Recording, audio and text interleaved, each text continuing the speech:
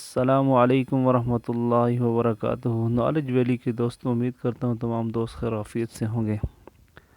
ہم اپنی طرف بڑھنے والے ہاتھوں کو واپس نہیں لوٹاتے۔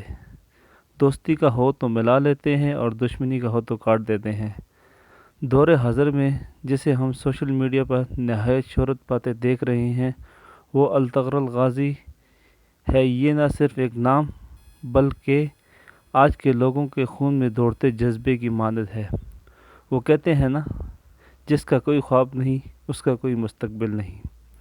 انہی الفاظ کی وجہ سے میں نے جب یہ دیکھا تو اندازہ ہوا کہ اصل میں ریاست مدینہ ہے کیا، جوش و جذبہ ہے کیا۔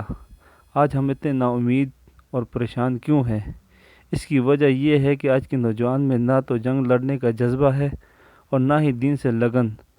وہ دنیاوی علوم میں مصروف ہیں، ناانصافی، سود خوری، حق تلفی اور بہت سے جرائم شمار ہیں۔ اس کی وجہ یہ ہے کہ ہم نے امید خدا کے بجائے اس کے بندوں سے لگا لی ہے، جس کی وجہ سے ہم جلد ہی نا امید ہو جاتے ہیں۔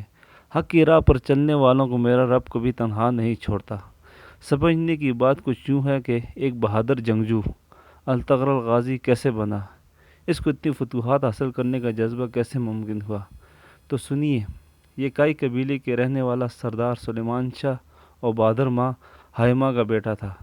اس نے اس گھر میں پرورش پائی جہاں اسلام کی خاطر لڑنا اور حق کی خاطر آواز اٹھانا باعث فخر سمجھی جاتی تھی۔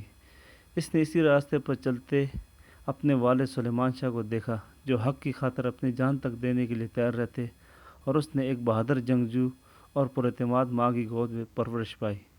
یہ وہ عورت ہے جس نے اپنے چاروں بیٹوں کو خدا کی راہ میں دشمن کے خلاف جنگ کرنے والا بنایا، اور وقت آنے پر اپنے شوہر سلیمان شاہ کے انتقال کے بعد سرداری بھی سنبھال لی۔ یہ سب ایک بہادر ماں کے ہوتے ہی ممکن تھا۔ یہ وہ عورت ہے جو جنگ پہ روانہ کرتے وقت اپنے بیٹوں کو کہتی تھی، خدا تمہیں کامیاب کرے، اور اگر تم شہید ہو گئے تو ہم ایک آنسو نہیں بہائیں گے۔ تو کیسے عظیم والدین کا بیٹا الطغرل نہیں ہوتا، جو کہتا تھا مجھے موت کا ڈر نہیں، لیکن وہ آخری سانس میرے لیے حرام ہوگی جس سے پہلے میں ہتھیار ڈال دوں۔ یہ تھا وہ جذبہ جس کی وجہ سے مسلمان آج یہودیوں کے غلام نہیں۔ انتہائی معذرت کے ساتھ، جو آج کے نوجوانوں میں نہیں۔ ایمان کے ساتھ جو دل اپنے رب کے ساتھ جڑا ہو تو ایمان سے حق پر ثابت قدم رکھتا ہے۔ امید کرتے ہیں دوستو آج کی آپ کو ویڈیو پسند آئی ہوگی، تو ضرور کمنٹس میں اپنی رائے کا اظہار کیجیے، اور ویڈیو کو لائک اور شیئر کر کے ہماری حوصلہ افزائی فرمائیں۔ اللہ تعالیٰ تمام کو اپنے حفظ و امان میں رکھے۔